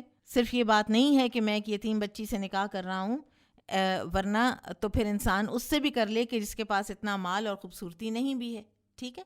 اب اس حدیث میں دو آیات آئی ہیں اور دو قسم کی عورتوں کا بیان ہے۔ ایک وہ یتیم بچی جس کے حسن و جمال اور مال و دولت کی وجہ سے اس کا سرپرست اس سے نکاح کا خواہش مند ہے۔ دوسرے وہ یتیم بچی کہ جس کے پاس حسن و جمال بھی نہیں ہے، مال و دولت کی بھی کمی ہے، اور سرپرست کو اس کے ساتھ نکاح میں کوئی رغبت نہیں ہے، ٹھیک ہے۔ مطلب یہ ہے کہ وہ یتیم بچی جس کے پاس مال و دولت اور حسن و جمال نہیں، تو اسے تو تم چھوڑ دیتے ہو اور نکاح کے لیے دوسری عورتیں تلاش کرتے ہو۔ اس اعتبار سے تمہیں اس صورت میں بھی انہیں چھوڑ دینا چاہیے جب ان کے مال اور جمال میں رغبت کی وجہ سے تم نکاح کرنا تو چاہتے ہو لیکن دستور کے مطابق حق مہر ادا نہیں کرنا چاہتے۔ ہاں البتہ اگر ان کے حقوق کی ادائیگی کی جائے اور حق مہر بھی پورا دینے کا ارادہ ہو تو اس صورت میں تم ان سے نکاح کر سکتے ہو۔ پھر امام بخاری رحمہ اللہ یتیم کے مال کی جو اس کے مال میں شراکت ہے اس کے متعلق وضاحت کرنا چاہتے ہیں کہ یتیم کے مال میں شراکت صرف اس صورت میں جائز ہے کہ یتیم کی اس میں بھلائی پیش نظر ہو، جیسا کہ سورۃ البقرہ میں اللہ سبحانہ وتعالیٰ فرماتے ہیں وَيَسْأَلُونَكَ عَنِ الْيَتَامَى قُلْ إِصْلَاحٌ لَهُمْ خَيْرٌ وَإِن تُخَالِطُوهُمْ فَإِخْوَانُكُمْ وَاللَّهُ يَعْلَمُ الْمُفْسِدَ مِنَ الْمُصْلِحِ۔ لوگ آپ سے یتیموں کے متعلق سوال کرتے ہیں، ان سے کہہ دیں کہ ان کی اصلاح اور فلاح و بہبود ہی میں بھلائی ہے، اور اگر انہیں اپنے ساتھ رکھ لو تو وہ تمہارے ہی بھائی ہیں، اور اللہ تعالیٰ اصلاح کرنے والے اور بگاڑ کرنے والے کو خوب جانتا ہے۔ یعنی ان کی جو عدل و انصاف کا معاملہ ہے یتیموں کے ساتھ، اس میں شراکت کے پہلو کو مد نظر رکھا جائے گا۔ ہاں یتیم کے مال میں احسن طریقے سے شریک ہوا جا سکتا ہے، اور وہ آسن طریقہ کیا ہے کہ یہ نہیں کہ اگر یتیم ہے تو اس کے پیسے الگ نکالے جا رہے ہیں، اس کے الگ پرس میں پڑے ہوئے ہیں، اس کی ہنڈیا الگ بن رہی ہے، ورنہ یہ بھی ہونے لگ گیا تھا۔ لا تقربوا مال الیتیم کی جب آیات آئی تھیں تو صحابہ اتنے محتاط ہوئے کہ اب کسی کا یتیم کا سالن بھی الگ پکائے، اب وہ پورا نہیں کھا سکا، اب وہ پڑا خراب ہو رہا ہے، تو لہٰذا اکٹھا پکا لو اور بقدر اس کے حصے کے اس کے پیسوں میں سے کاٹ لو اگر تم نے کاٹنا ہے تو۔ ورنہ یہ ہے کہ اگر کوئی غنی ہے اور وہ محتاج نہیں ہے مال یتیم کا، اور یتیم کو اپنے مال میں سے ہی کھلا دیتا ہے، تو اس کو تو چاہیے کہ وہ اپنے ہی مال میں سے کھلا دے، ٹھیک ہے۔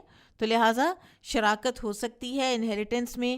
ایک جو ہے انہیریٹر وہ قوی ہو سکتا ہے، دوسرا کمزور ہو سکتا ہے، تو کمزور کا فائدہ ناجائز نہیں اٹھانا چاہیے، اس کو اس کا حصہ، اس کا حق دے دیا جانا چاہیے۔ باب الشرکۃ فی الارضین وغیرہا، زمین وغیرہ کے معاملات میں شراکت کرنا۔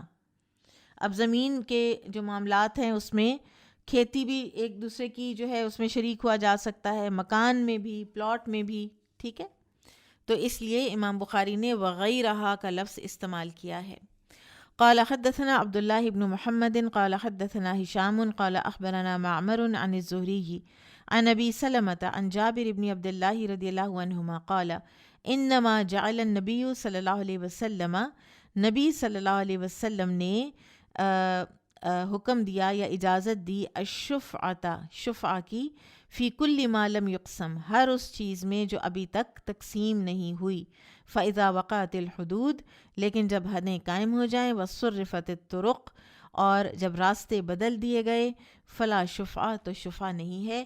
کتاب الشفعہ پوری ڈیٹیل کے ساتھ ہم پیچھے پڑھائے ہیں، اور لہٰذا اس کو اب ہم مزید اس کی ڈیٹیلز میں نہیں جائیں گے، لیکن اس میں یہاں پر شراکت کا کیونکہ موجود ہے ایلیمنٹ، تو اس لیے امام بخاری یہاں پر دوبارہ ان احادیث کو لائے ہیں کہ جب تک تو شراکت رہتی ہے تو شفاء کا حق ہے، لیکن جب شراکت کا وجود نہ رہے تو شفاء کا حق بھی ساقط ہو جاتا ہے۔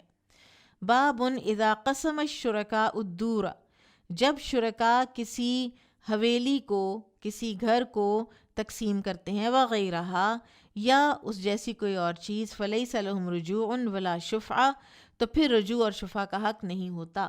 یعنی ایک دفعہ جب تقسیم ہو جائے، فار ایگزامپل چیزیں نام لگ گئی ہیں، آپس میں تقسیم کر لیں، پھر اس کے بعد شفاء نہیں ہو سکتا۔ قال حدثنا مسدد قال حدثنا عبد الواحد قال حدثنا معمر عن الزهري عن أبي سلمة عن جابر بن عبد الله رضي الله عنهما قال قضى النبي صلی اللہ علیہ وسلم بالشفعة، نبی صلی اللہ علیہ وسلم نے شفاء کا فیصلہ فرمایا، فی کل ما لم یقسم، ہر اس مال میں کہ جو تقسیم ابھی نہیں کیا گیا، فاذا وقعت الحدود وصرفت الطرق فلا شفعہ، جب حد بندی ہو جائے اور راستے بدل دیے جائیں تو پھر شفاء کا حق باقی نہیں رہتا۔ یعنی ایسا نہیں ہونا چاہیے کہ 20 سال پہلے کوئی معاہدہ ہوا تھا اور آج کسی کو شفاء کا حق دے دیا جائے، تو اس طریقے سے تو کبھی کوئی تقسیم ہو ہی نہ۔ باب الاشتراک فی الذهب والفضة وما یکون فیہ الصرف، اشتراک ہونا، شراکت ہونا سونے اور چاندی میں، اور وما یکون فیہ الصرف، اور ان چیزوں میں جن میں تبادلہ ہوتا ہے یا ہو سکتا ہے۔ باب الاشتراک فی الذهب والفضة وما یکون فیہ الصرف۔ قال حدثني عمرو بن علي قال حدثنا أبو عاصم عن عثمان يعني ابن الأسود قال أخبرني سليمان بن أبي مسلم قال سألت أبا المنهال عن الصرف يدن بيدن، یہ بھی کتاب البیوع میں ہم سارا پڑھائے ہیں کہ میں نے ابو المنہال سے پوچھا صرف کے بارے میں، یعنی نقد اور ادھار چیزیں کے حوالے سے۔ فقالا، تو انہوں نے کہا، اشتریت انا و شریک لی، میں نے اور میرے ایک شریک نے، ہم نے کچھ چیزیں خریدیں، شیئن یدن بیدن، کچھ تو ہم نے نقد بنقد خرید لیں، و نصیعتن، اور کچھ ہم نے ادھار خریدیں۔ فجاءنا البراء بن عازب، تو آئے ہمارے پاس براء بن عازب رضی اللہ عنہ، فسألناہ، تو ہم نے ان سے اس بارے میں پوچھا، فقالا، تو انہوں نے کہا، فعلت انا و شریکی زید بن ارقم، میں نے اور میرے ایک شراکت دار زید بن ارقم نے ایسے ہی کیا تھا۔ وسألنا النبی صلی اللہ علیہ وسلم عن ذلک، پھر ہم نے نبی صلی اللہ علیہ وسلم سے اس کے بارے میں سوال کیا، فقالا، تو آپ نے فرمایا، ما کان یدن بیدن فخذوہ، جو تو ہو نقد بنقد تو وہ تو لے لو، وما کان نصیعتن فردوہ، اور جو ادھار ہے اس کو ترک کر دو۔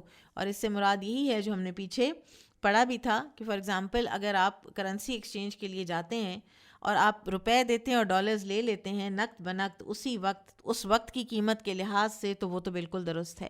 لیکن اگر منی چینجر یہ کہتا ہے کہ پیسے میں آپ کے آج رکھ لوں گا، ڈالر میں آپ کو مہینے بعد دوں گا، تو پھر مہینے بعد ڈالر کی قیمت یا بڑھ چکی ہوگی یا کم ہو چکی ہوگی، تو کسی ایک نہ ایک کا تو استحصال ہے نا، تو اس سے منع کیا گیا۔ اسی طرح سے سونے اور چاندی کی جو ایکسچینج ہے، اس میں بھی اس سے منع کیا گیا۔ اور اس میں نے آپ کو یہ بات بار بار بتائی تھی کہ فار ایگزامپل آپ اگر کسی جیولر پہ جاتے ہیں تو پھر اگر آپ ان سے یہ کہہ لیتے ہیں کہ آج کی قیمت لگے گی، ٹھیک ہے، آج کی قیمت لگے گی، تو پھر وہ اس میں سے نکل جاتا ہے، اس مناہی میں سے وہ چیز نکل جاتی ہے، پھر وہ ایک طرح سے نقد بنقد ہی ہو جاتا ہے، کیونکہ آپ نے قیمت پہلے سے متعین کر لی ہے۔ باب مشارکت الذمی والمشرکین فی المزارعہ، ذمی اور مشرک کا زراعت میں شریک ہونا، یعنی ایک مسلمان آدمی کسی ذمی ہوتا ہے ایک مسلمان حکومت کی غیر مسلم رعایا یا مشرک کے ساتھ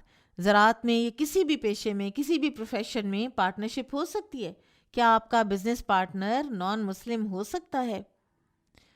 قال حدثنا موسى بن اسماعیل قال حدثنا جویریۃ بن اسماء عن نافع عن عبد اللہ رضی اللہ عنہ قال اعطى رسول اللہ صلی اللہ علیہ وسلم، دیا رسول اللہ صلی اللہ علیہ وسلم نے خیبر کا جو علاقہ تھا، الیہود یہود کو، ان یعملوہا کہ وہ اس میں کام کریں گے، مزدوری کریں گے، ویزرعوہا اور کھیتی باڑی کریں گے اس میں، ولہم شطر ما یخرج منہا اور اس زمین کی پیداوار کا آدھا ان کو ملے گا.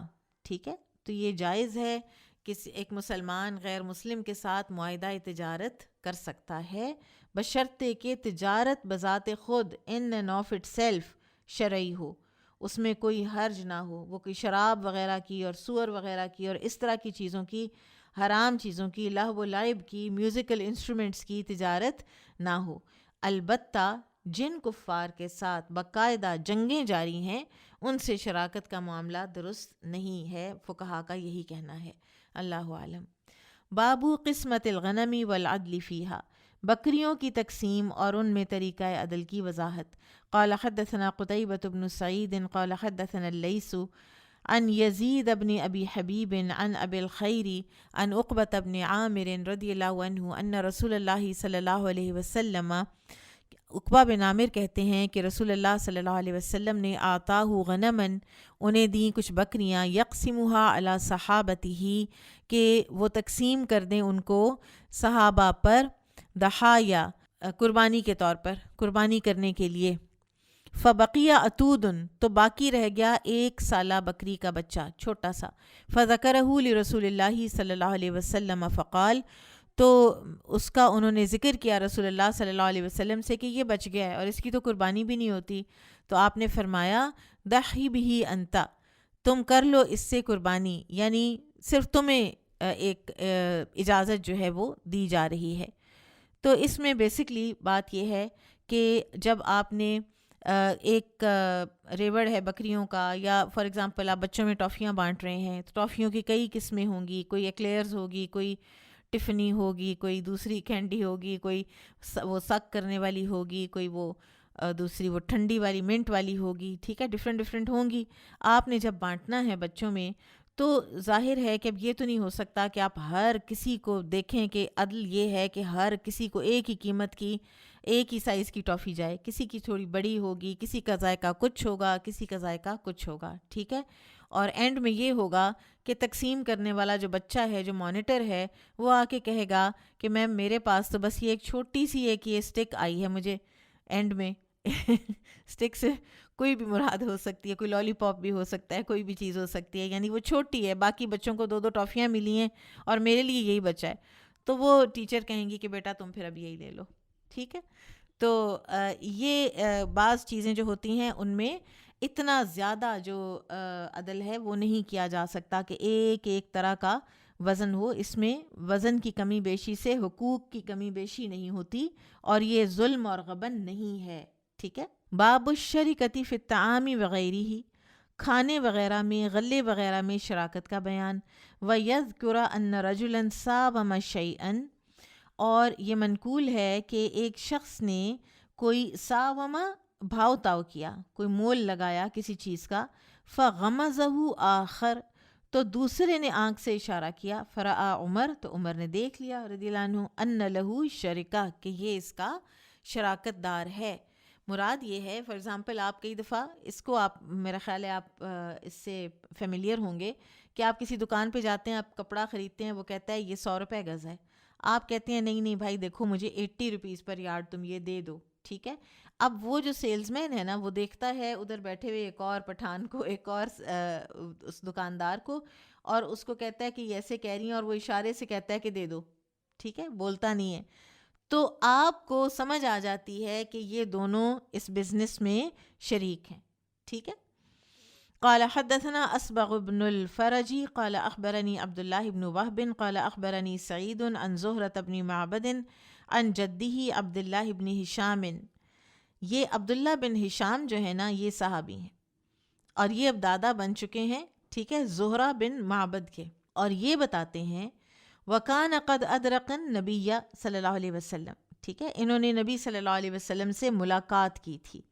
وَذَهَبَتْ بِهِ أُمُّهُ، اور لے گئی تھیں ان کو ان کی والدہ زینب بنت حمید، زینب بنت حمید، الی رسول اللہ صلی اللہ علیہ وسلم، رسول اللہ صلی اللہ علیہ وسلم کے پاس. فقالت، تو انہوں نے کہا تھا یا رسول اللہ، اے اللہ کے رسول، بایعہو، اس سے بیعت کر لیجئے. یعنی ماؤں کی بھی جو ایک حرص تھی نبی صلی اللہ علیہ وسلم سے بیعت کروانے کی. چھوٹا سا بچہ ہے. فقالا، تو آپ نے فرمایا، ہوا صغیر، یہ تو چھوٹا ہے. فمسح رأسہ، آپ نے اس کے سر پہ ہاتھ پھیرا. ودعا لہ، اور اس کے لیے دعا فرمائی. وعن زہرة بن معبد انہ کان یخرج بہ جدہ عبداللہ بن ہشام الی السوق. پھر یہی زہرہ بن معبد کہتے ہیں کہ یہ نکلے یا نکلتے اپنے دادا انہی، یہ جو تب بچے تھے، عبداللہ بن ہشام کے ساتھ بازار میں. فیشتری الطعام، اور یہ لوگ خریدتے تھے غلہ. فیلقاہ ابن عمر و ابن الزبیر، تو ان کو ملے ابن عمر اور ابن زبیر، یا ملا کرتے. فیقولان لہو، تو وہ ان سے کہا کرتے تھے، عبداللہ بن ہشام سے، اشرکنا، اپنی تجارت میں ہمیں بھی شریک کر لو. کیوں؟ فإن النبی صلی اللہ علیہ وسلم، کہ بے شک نبی صلی اللہ علیہ وسلم نے، قد دعا لک بالبرکہ، آپ کے لیے برکت کی دعا کی تھی. فیشرکہم، تو وہ ان کو شریک کر لیا کرتے. عاجزی دیکھیے ان حضرات کی، صحابہ کی، جنہوں نے نبی صلی اللہ علیہ وسلم کے ساتھ جنگیں لڑی ہیں، اور دل کا بڑا ہونا دیکھیے ان کا، کہ وہ کہہ رہے ہیں اور انہوں نے شریک کر لیے. فربما اصاب الراحلۃ کما ہی فیبعث بها الی المنزل، اور اکثر اوقات پورا اونٹ حصے میں آتا جو غلے سے لدا ہوتا، جس کو وہ اپنے گھر بھیج دیتے. یعنی اتنی برکت تھی. تو یہاں پر بھی اشرکنا کی وجہ سے امام بخاری یہ حدیث یہاں پر لے کر آئے ہیں. باب الشریکۃ فی الرقیق، غلام میں شراکت. یہ پہلے گزر چکی ہے، ہم اس کو پڑھ لیتے ہیں حدیث کو. قال حدثنا مسدد قال حدثنا جبیریۃ بن اسماء عن نافع عن ابن عمر رضی اللہ عنہما عن النبی صلی اللہ علیہ وسلم قال من اعتق شرکا لہ فی مملوک، جس نے آزاد کیا اپنا حصہ غلام کا، وجب علیہ، تو واجب ہے اس پر، ان یعتق کلہ، کہ اس کو پورے کے پورے کو آزاد کروائے. ان کان لہ مال، اگر اس کے پاس مال ہے، قدر ثمنہ، اتنا جتنی اس کی قیمت ہے غلام کی، یقام قیمت عدل، اور قیمت لگوائی جائے گی ایک کسی عادل انسان سے، کہ بتاؤ اس کی قیمت کتنی ہوگی. ویعطی شرکاؤہ حصتہم، اور پھر جو باقی کے شریک ہیں اس غلام میں، ان کو ان کا حصہ دے دیا جائے گا. ویخلی سبیل المعتق، اور غلام جو ہے آزاد کردہ، اس کا راستہ چھوڑ دیا جائے گا. قال حدثنا ابو النعمان قال حدثنا جریر بن حازم عن قتادة عن النضر بن انس عن بشیر بن نہیک عن ابی ہریرہ رضی اللہ عنہ عن النبی صلی اللہ علیہ وسلم قال من اعتق شخصا فی عبد، نبی صلی اللہ علیہ وسلم نے فرمایا، ابو ہریرہ سے روایت ہے، کہ جس کسی نے اپنا حصہ غلام کا آزاد کیا، اعتق کلہ، تو وہ آزاد ہو جائے گا پورے کا پورا. ان کان لہ مال، اگر تو اس آزاد کرنے والے کے پاس اتنا مال ہے کہ وہ باقی حصے داروں کو بھی بائی آؤٹ کر لے. وَإِلَّا، اور اگر اس کے پاس مال نہیں ہے، یستسعى غیر مشقوق علیہ، تو اس سے محنت کروائی جائے گی، لیکن اس کو اس سلسلے میں مشقت میں نہیں ڈالا جائے گا. اور یہ جو بات ہے نا کہ اگر یہ بھی نہ ہو سکے تو پھر وہ ایک حصہ غلام کا جو ہے وہ آزاد رہے گا، اور ایک حصہ جو ہے اس کا وہ غلام رہے گا. تو یہ کوئی پسندیدہ صورتحال نہیں ہے، لیکن بامر مجبوری اگر ایسا ہو رہا ہے تو پھر وہ کیا جا سکتا ہے. باب الاشتراکی فی الہدی والبدنی، اور قربانی کی بکریوں اور قربانی کے اونٹوں میں شراکت. وَإِذَا أَشْرَكَ الرَّجُلُ رَجُلًا فِي هَدْيِهِ، اور جب ایک آدمی کسی دوسرے کو اپنی ہدی کے جانور میں شریک کر لے، بعدما اہدا، اپنے جانور کو طے کرنے کے بعد. فار ایگزامپل، ایک گائے کی قربانی آپ نے سوچی کہ میں پوری گائے کو قربان کروں گا. آپ کے کزن آ گئے اور انہوں نے آ کے کہا کہ مجھے قربانی نہیں مل رہی اور قربانی کا وقت آ گیا ہے، تو یہ جو گائے ہے اس کے یعنی اگر گائے کے 7 حصے ہیں تو وہ کہتے ہیں کہ 4 تم رکھ لو، 3 مجھے دے دو. اب ابتداً آپ نے پوری کی پوری گائے اپنے ہی لیے لی تھی، لیکن اگر آپ اس کو 2 حصے 3 حصے بیچ میں سے دے دیتے ہیں تو اس میں کوئی حرج نہیں ہے، آپ کے ثواب میں کوئی کمی نہیں آئے گی. قال حدثنا ابو النعمان قال حدثنا حماد بن زید قال اخبرنا عبد الملک بن جریج عن عطاء عن جابر وعن طاووس عن ابن عباس رضی اللہ عنہما قال، جابر اور ابن عباس دونوں سے روایت ہے رضی اللہ عنہما سے، وہ کہتے ہیں قدم النبی صلی اللہ علیہ وسلم، تشریف لائے نبی صلی اللہ علیہ وسلم و اصحابہ اور آپ کے صحابہ، صبح رابعۃ من ذی الحجہ، ذو الحجہ کی 4 تاریخ کی صبح کو، محلین بالحج، تلبیہ کہتے ہوئے احرام باندھے ہوئے حج کا، لا یخلطہم شیء، ان کی اور کوئی نیت بیچ میں ملی ہوئی نہیں تھی، یعنی عمرے کی نیت نہیں تھی اس وقت تک۔ فلما قدمنا امرنا فجعلناها عمرة وان نحل الى نسائنا، جب ہم آگے بڑھے یعنی ہم پہنچے مکہ تو نبی صلی اللہ علیہ وسلم نے ہمیں حکم دیا کہ ہم اپنے جو احرام ہے اس کی نیت کو عمرے کی نیت کر لیں، اور عمرہ کرنے کے بعد ہم احرام کھول دیں اور حلال ہو جائیں اپنی بیویوں کے لیے۔ ففشت فی ذلک القالہ، تو کھل پڑی اس ساری بات میں باتیں، یعنی باتیں ہونے لگیں، چہمگوئیاں ہونے لگیں۔ قال عطاء، تو عطا کہتے ہیں فقال جابر، جابر نے کہا فیروح احدنا الی منن وذکرہ یقطر منیا، کہ جابر نے کہا کہ ہم میں سے کوئی منا اس حالت میں جائے کہ ہمارے پاس سے منی ٹپک رہی ہو، یعنی یہ ایک استعارہ ہے اس بات کا کہ ہم یعنی ایسے کیسے جا سکتے ہیں، وہ ایسے لگتا تھا کہ جیسے یہ پیورٹی کی اس کے خلاف ہے، احرام کی پیورٹی کے خلاف ہے یا حج کی پیورٹی کے خلاف ہے۔ فقال جابر بکفہ، تو جابر رضی اللہ تعالی عنہ نے اپنے ہاتھ سے اشارہ بھی کیا تھا۔ فبلغ ذلك النبی صلی اللہ علیہ وسلم، تو یہ بات نبی صلی اللہ علیہ وسلم تک پہنچی۔ فقام خطیبا، تو آپ اٹھے، آپ نے خطبہ کیا۔ فقال، تو فرمایا بلغنی ان اقواما یقولون کذا و کذا، مجھے یہ بات پہنچی ہے کہ کچھ لوگ یہ بات کر رہے ہیں۔ اب یہ کتاب الحج میں سارا کچھ گزر چکا ہے، اب اس کے احکامات میں ہم نہیں جا رہے۔ واللہ لأنا ابر و اتقی للہ منہم، اللہ کی قسم میں ان سب سے زیادہ نیک اور متقی ہوں۔ ولو انی استقبلت من امری، اور اگر مجھے پہلے پتہ ہوتا اپنے اس معاملے میں ایک بات کا، مستدبرت، جو مجھے اب پتہ چل رہی ہے، ما اہدیت، تو نہ میں ہدی کا جانور ساتھ لاتا۔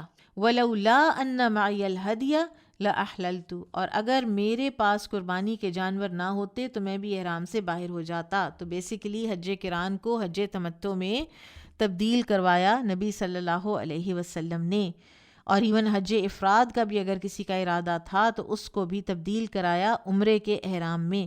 فقام سراقۃ بن مالک بن جعشم فقال، تو سراقہ بن مالک بن جعشم کھڑے ہوئے، انہوں نے کہا یا رسول اللہ، اے اللہ کے رسول، ہی لنا او للابدی، یہ صرف ہمارے لیے حکم ہے کہ حج کے دنوں میں ہی عمرہ بھی کیا جا سکتا ہے، یا یہ ہمیشہ کے لیے حکم ہے؟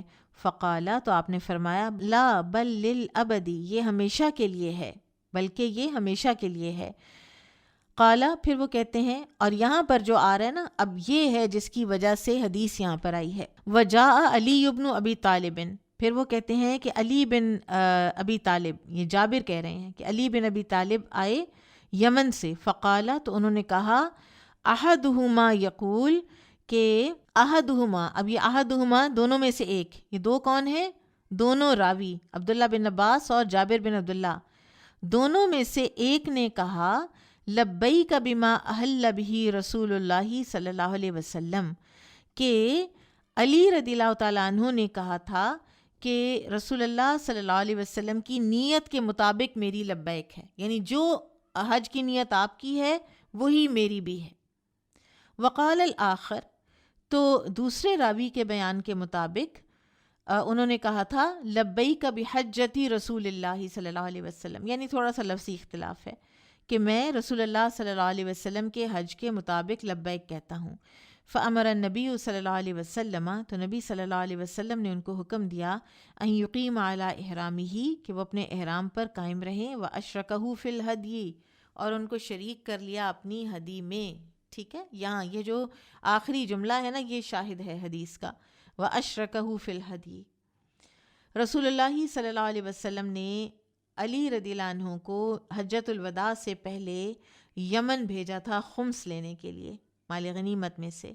انہوں نے بھی رسول اللہ صلی اللہ علیہ وسلم کے احرام جیسا احرام باندھا. اب پتہ تو نہیں تھا نا کہ آپ صلی اللہ علیہ وسلم جب مدینہ سے چلے ہیں تو آپ نے کون سا نیت کی ہے, تو انہوں نے کہا جو ان کی نیت وہی میری نیت. اور وہ اپنے ساتھ 37 اونٹ لائے تھے, جبکہ رسول اللہ صلی اللہ علیہ وسلم مدینہ سے 63 اونٹ لے کر روانہ ہوئے تھے. تو ٹوٹل 100 اونٹ کی قربانی ہوئی, اور رسول اللہ صلی اللہ علیہ وسلم نے علی رضی اللہ عنہ کو قربانی کے جانوروں میں شریک کر لیا. ٹھیک ہے, تو یہ حدیث جو ہے یہ اپنے مفہوم میں واضح ہے کہ تعین کے بعد بھی نبی صلی اللہ علیہ وسلم نے شروع میں جو 63 اونٹ لیے ہیں وہ اپنے لیے ہیں, لیکن اس کے بعد کہ علی رضی اللہ عنہ کو قربانی میں شریک کر لیا, تو لہٰذا تعین کے بعد کسی کو قربانی میں شریک کرنے میں کوئی حرج نہیں ہے. باب من عدل عشرۃ من الغنم بجزور فی القسم, تقسیم کرتے وقت جس نے 10 بکریوں کو ایک اونٹ کے برابر قرار دیا, تو کیا ایسا کیا جا سکتا ہے؟ اچھا جناب, یہ آخری حدیث ہے تو اس کو پڑھ لیتے ہیں, انشاءاللہ ہماری کتاب الشرکہ ختم ہو جائے گی. قال حدثني محمد قال أخبرنا وكيع عن سفيان عن أبيه عن أباية بن رفاعة عن جده رافع بن خديج رضي الله عنه قال كنا مع النبي صلى الله عليه وسلم بذي الحليفة من تهامة, کہ ہم تہامہ کے علاقے ذوالحلیفہ میں تھے نبی صلی اللہ علیہ وسلم کے ساتھ. فأصبنا غنما وإبلا, ہم نے کچھ بکریاں اور اونٹ غنیمت میں حاصل کیے. فعجل القوم فأغلوا بها القدور, تو لوگوں نے جلدی کر کے ان کا گوشت ہانڈیوں پر چڑھا دیا. فجاء رسول اللہ صلی اللہ علیہ وسلم فأمر بها فأكفئت, تو اتنے میں رسول اللہ صلی اللہ علیہ وسلم تشریف لائے, ہانڈیوں کو الٹ دینے کا حکم دیا تو انہیں الٹ دیا گیا. ثم عدل عشرۃ من الغنم بجزور, پھر آپ نے تقسیم میں ایک اونٹ کے برابر 10 بکریاں رکھیں. ثم ان بعیرا منها ند, پھر ایک ان میں سے اونٹ بھاگ نکلا. ولیس فی القوم الا خیل یسیرۃ, اور لوگوں کے پاس گھوڑے بھی اس دن بہت کم تھے. فرماہ رجل, تو ایک آدمی نے اس کو تیر مارا اونٹ کو. فحبسہ بسہم, تو وہ رک گیا یا گر گیا اس تیر کے لگنے سے. فقال رسول اللہ صلی اللہ علیہ وسلم, تو رسول اللہ صلی اللہ علیہ وسلم نے فرمایا, ان لہذه البہائم اوابدا کاوابد الوحشی, کہ ان بہائم میں, ان ڈومیسٹک اینیملز میں بھی بعض اوقات وحشی جانوروں کی طرح وحشی ہوتے ہیں. فما غلبکم منہا, تو تم میں سے جس پر بھی اس طرح غالب آ جائے اس کا اونٹ یا اس کا کوئی جانور, فَاسْنَعُوا بِهِ هَكَذَا, تو اس کو چاہیے کہ ایسے ہی کرے. اب کسی طریقے تو اس کو روکنا ہے نا. قالا, تو وہ کہتے ہیں راوی, قال جدی, میرے دادا نے کہا, اور یہاں پہ دادا ہیں رافع بن خدیج رضی اللہ عنہ. یا رسول اللہ, اے اللہ کے رسول, انا نرجو ونخاف ان نلقى العدو غدا وليس معنا مدن, کہ ہمیں اندیشہ ہے کہ کل ہمارا دشمن سے مقابلہ ہوگا اور ہمارے پاس چھریاں بھی نہیں ہیں. افنذبح بالقصب, تو کیا ہم بانس کی ایک لکڑی سے جانور ذبح کر لیں. قال اجل او ارنی, تو آپ صلی اللہ علیہ وسلم نے فرمایا جلدی کرو, او ارنی, یا فرمایا ارنی. ما انہر الدم وذکر اسم اللہ علیہ فکلوا, جو چیز خون بہا دے اور اس پر اللہ کا نام لیا گیا ہو تو اسے کھاؤ. لیس السن والظفر, لیکن دانت اور ناخن سے ذبح نہ کرو. وسأحدثکم عن ذلک, اور میں اس کی وجہ تمہیں بتاتا ہوں. اما السن فعظم واما الظفر فمد الحبشہ, کہ جو دانت ہیں وہ تو ہڈی ہے اور ناخن اہل حبشہ کی چھری ہے. تو لہٰذا جو دوبارہ سے یہاں پر آئی ہے حدیث, امام بخاری لائے ہیں کہ 10 بکریوں کو ایک اونٹ کے برابر قرار دیا گیا ہے. بارک اللہ فیکم. سبحانک اللہم و بحمدک, اشہد ان لا الہ الا انت, استغفرک و اتوب الیک. السلام علیکم و رحمۃ اللہ وبرکاتہ.